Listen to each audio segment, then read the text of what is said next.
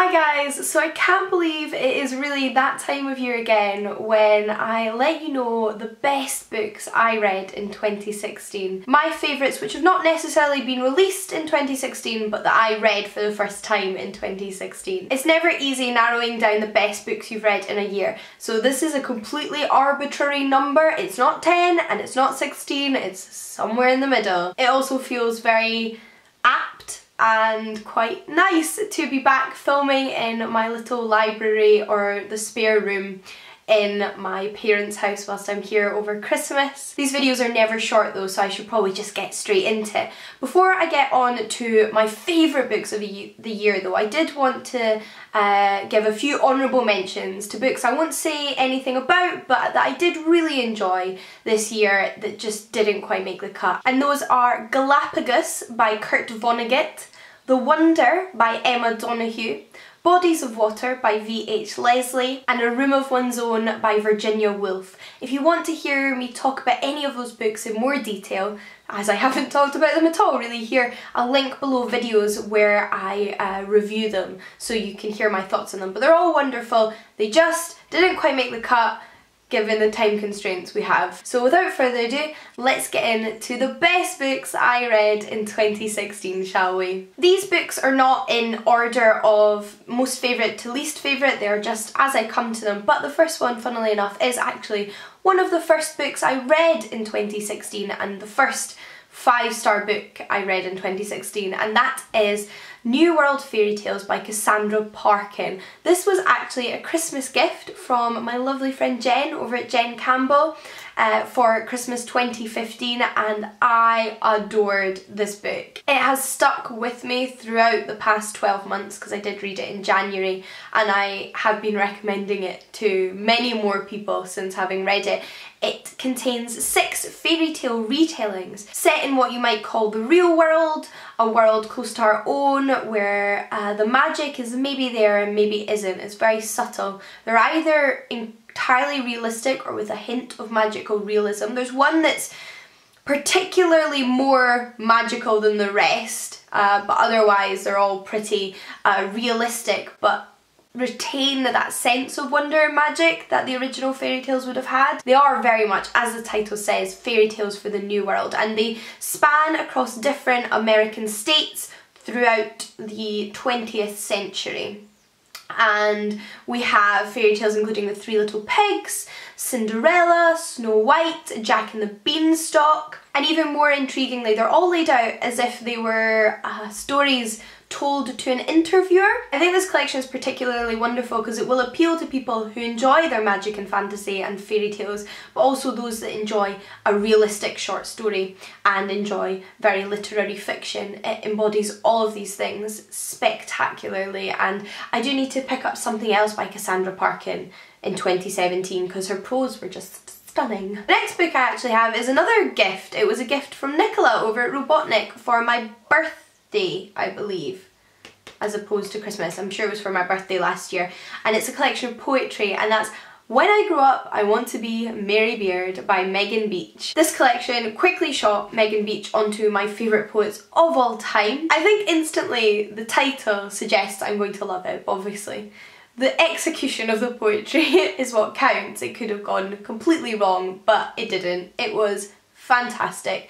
Megan Beach has a lovely irregular rhyming pattern. Her poetry isn't the kind of poetry where you need to sit for hours to figure out what they mean, which is the kind of poetry I like. I like upfront, in your face poetry. It's also quite positive poetry, and it focuses a lot on being a woman and being a feminist in the digital age. So something relevant to most of us, even if you don't identify as a woman. It's a really powerful, relatable collection and really good fun, and I think if you are looking to get into poetry, haven't found the kind of poetry you like yet, are daunted by the thought of reading poetry, this is an amazing collection to start with because it's so readable, but it still has all of the skill and beauty that you want from poetry. And I'll read you a tiny bit of the first poem because it just gets me every time. When I grow up, I want to be Mary Beard, a classy, classic classicist, intellectually revered, wickedly wonderful and wise, filled to the brim with life whilst explaining the way in which Caligula died on BBC primetime. And I would like her to shine, the kind inclined to speak her mind refined and blinding.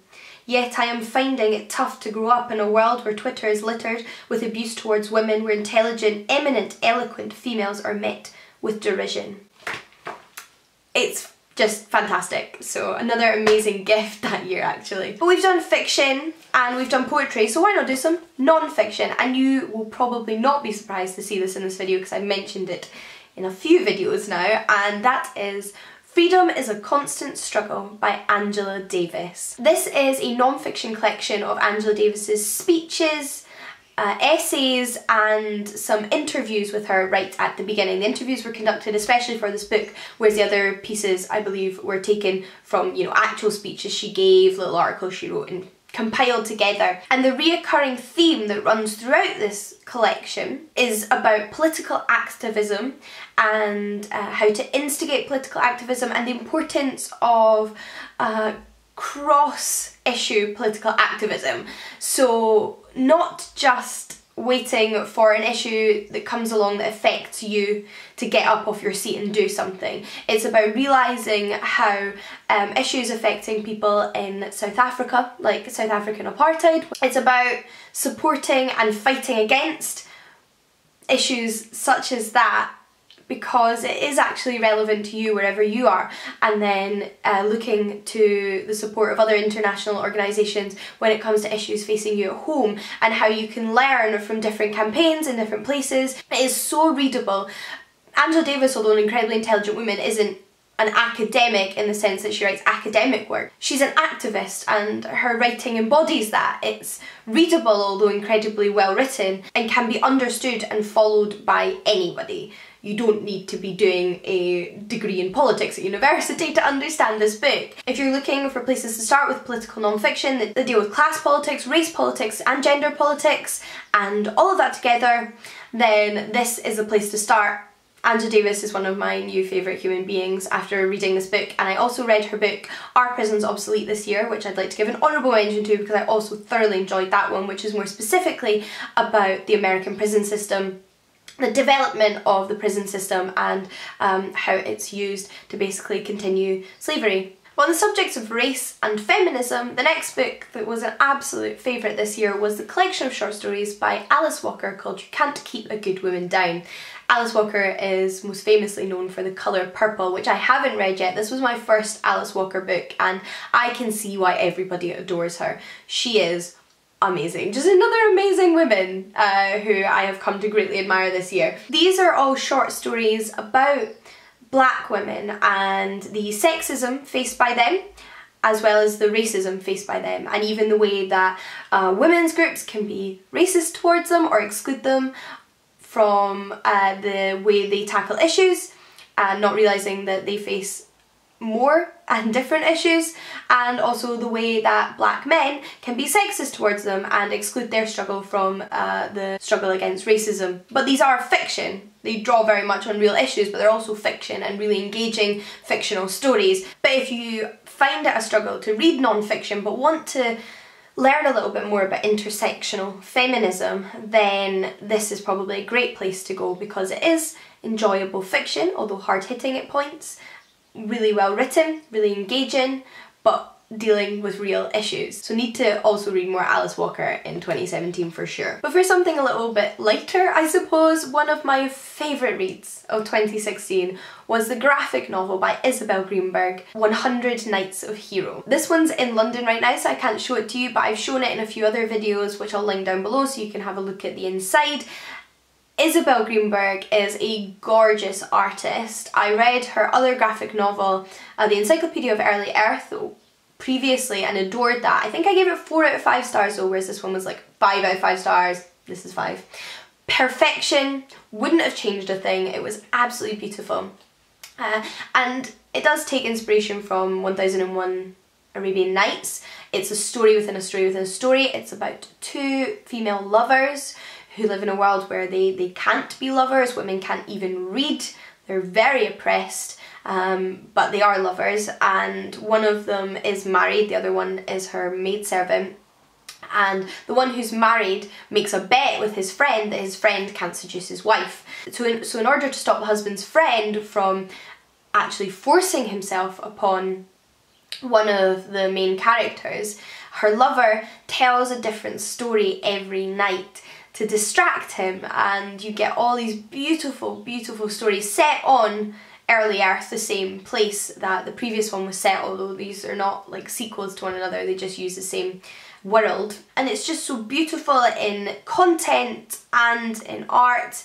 It's the perfect graphic novel, and I think if you don't read graphic novels, it's also an amazing place to try out more graphic novels, because it has a lot of text and a lot of story. It's not lacking in any of those elements, so it really has something for everybody, and that's why I had to include it here. I'll certainly reread this graphic novel in the future. But I know what you're thinking, Jean's not mentioned any novels yet. Don't worry, I've got you covered. One of my favourite novels of the year was Benefits by Zoe Fairbairns. This is my mum's copy. I read it on my Kindle, but because I'm at home I could pick this off the bookshelf, and it has got such a 70s cover, hasn't it? This was printed in 1979, and strangely enough, when I opened this up, I saw that it is actually signed by the author, Zoe Fairbairns. My mum can't remember ever meeting Zoe Fairbairns, so we don't know when it got signed.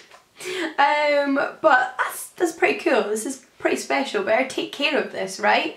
This is a feminist dystopian book from the 1970s, which actually starts its story in the 1970s and travels throughout the 80s, 90s and into the 2000s.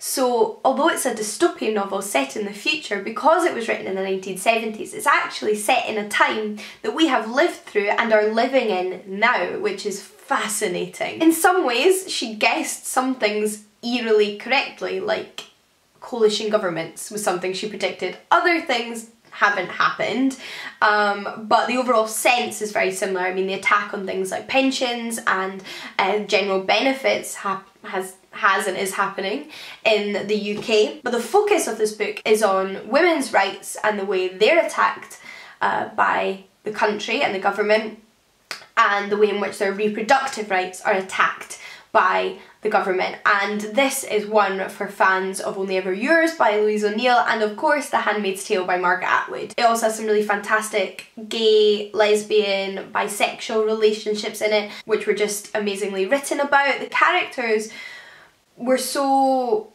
relatable because they weren't perfect, and I think that's what makes a good dystopian novel, is flawed characters that you can relate to and get behind. And one of the things I loved most about reading this book this year was because it is one of my mum's favourite books and she recommended it to me. I really felt like I was sharing an experience with her reading this book. It just highlights the importance of women's rights movements, but at the same time it's just a really engaging, good novel where you constantly wondered what was going to happen, and it kept you on your toes because you would be in one decade and then you would go to the next decade and see how things had continued to develop, and it was really creepy and disturbing watching the dystopian develop in that way, but whilst keeping the focus on a few characters to really see how it affected their lives. And it was so good. I have another collection of poetry to show you, and that is Fighters for Life by Michael Rosen. Michael Rosen is one of my all-time favourite poets. He is also a children's poet. He was children's laureate, I believe, for a while as well, and I adored his poetry as a child. It was one of the ways I got into poetry as a child and continued to my interest as a poet into adulthood, and I think it's so wonderful that you can go from adoring an author's children's work to adoring their adult work as well. So he's kind of been a constant presence throughout my life. But this is very much a political poetry collection. It's all about different struggles and activism over the past few decades. There is a little sentence on the back which I just think sums it up perfectly, so I'm going to read this to you. because it does it so much justice, and that's a collection of poems to make us think about why the world is the way it is, how it might be different, and the part we can play in changing it. I think that sums it up. I mean, you're either sold or you're not really, aren't you? And I really related to it, and I found it quite an emotional read and quite an invigorating read. But on the topic of British politics, I have another non-fiction book for you, and that is The Establishment by Owen Jones. Owen Jones is a British journalist, and this is one of his 2 books.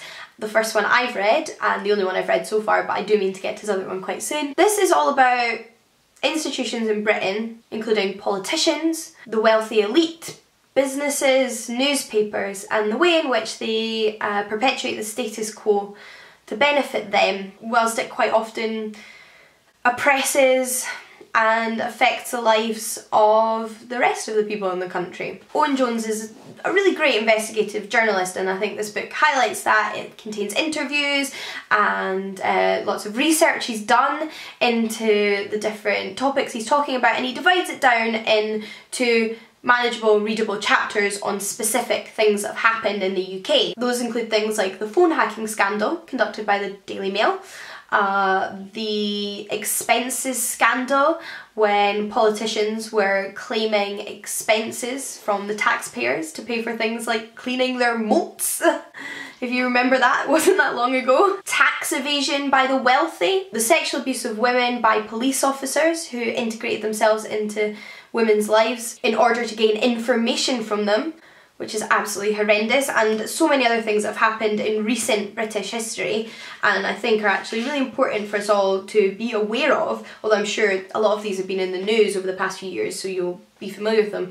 But he kind of strings it all together to analyse what all of these things have in common, and then at the end of the book suggests ways in which we can organise to prevent this oppression that's being perpetuated by those with the most in society, because it benefits them. So it's really inspiring in that way. It was also another really emotional read for me. Like I said at the end, he comes out with some suggestions for places to start going forward from this, and that I found really helpful and lifted it up at the end. Another non-fiction I read this year and I found incredibly inspirational was I Am Malala, the story of the girl who stood up for education and was shot by the Taliban. I think most of us are aware of Malala.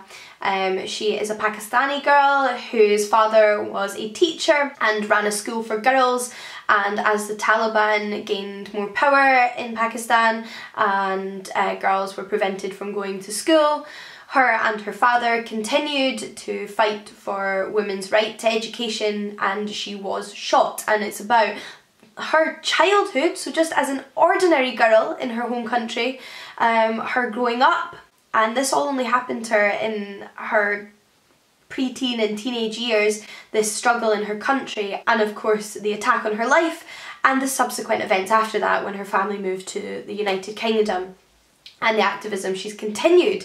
She's still so young, and it's so empowering and so inspiring to see what she has done. And although the book was really hard-hitting and about something really terrible that happened, I found it so uplifting and inspiring. It's also incredibly readable, I think, because Malala is still quite young.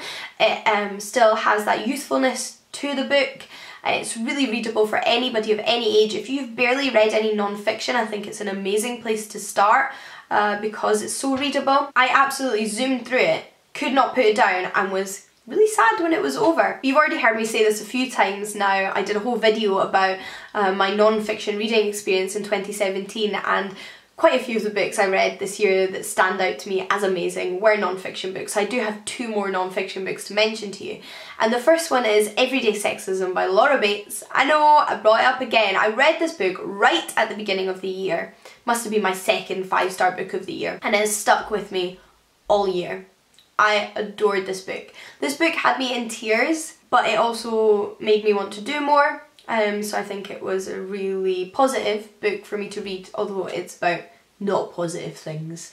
Articulation there, right there. This book stems from the Everyday Sexism project, which was started by Laura Bates, where people can share their experiences of sexism, from being wolf-whistled in the street to ongoing sexual abuse. It spans everything, to not getting a job because of your gender, to being raised in a house where your parents tell you you can't do something because of your gender. It spans all the way from childhood throughout adulthood, and it is incredibly powerful. I think a lot of you will be familiar with experiences that are similar to people in these books, even if it's just the small things, and you'll sit there thinking, yeah, I know about sexism, I've suffered it, I've gone through it. Or some of you might be thinking there, I don't deal with sexism. But if you read this book and see it all laid out in front of you in that way, as a phenomenon, and the pervasiveness of it in society, it really hits home. And it made me actually recognise, although I think I'm very aware of the sexism that I deal with on a weekly basis, it made me realise the way that I have just let some things slide in my life, that I have just accepted that that is what happens. Some really horrible things. So I'm not going to go into detail about all of the sexism I've ever experienced, but things like when I was, I think around 18, I had my drink spiked in a bar, and the situation could have escalated to be a lot worse than it did. And I just accepted that as a crappy thing that happened at the weekend, when actually that's a really serious thing. That's an awful thing for a man to do to a woman, for anybody to do to another person, and really probably should have reported it. But it just felt like one of those crappy things that happens because it didn't go further than it did. I just went on with my life and accepted it. And there's lots of things I think we do that with, whereas actually they're part of something much wider. And they can affect other people in much worse ways, and I don't know, it was just really powerful seeing it all laid out there together. It was probably the book that inspired me to start the Feminist Orchestra book club. It made me want to talk about these issues more, although I already thought I did. I just wanted to do it more. And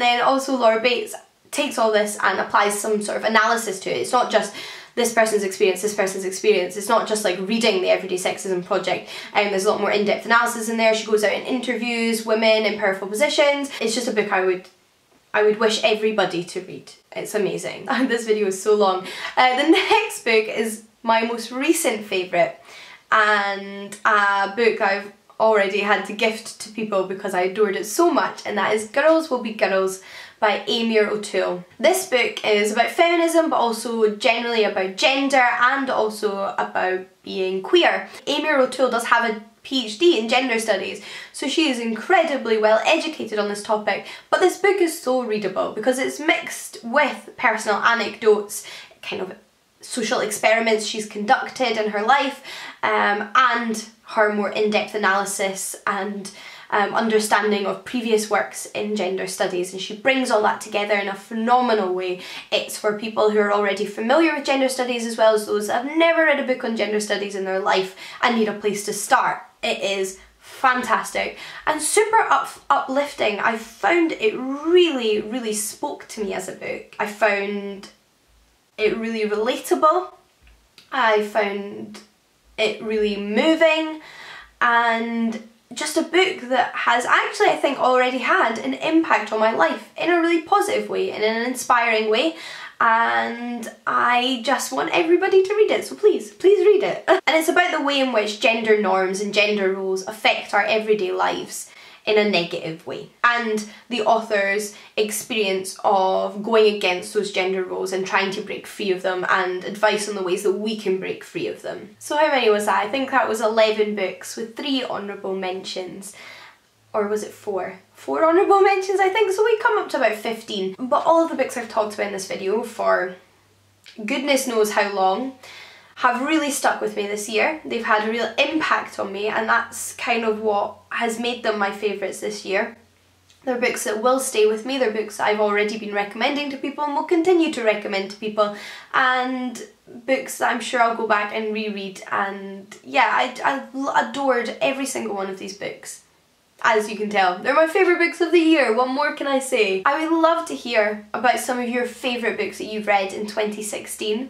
I love talking about our favourite books of the year. I'm so excited to watch everybody else's video. I've already seen a couple already.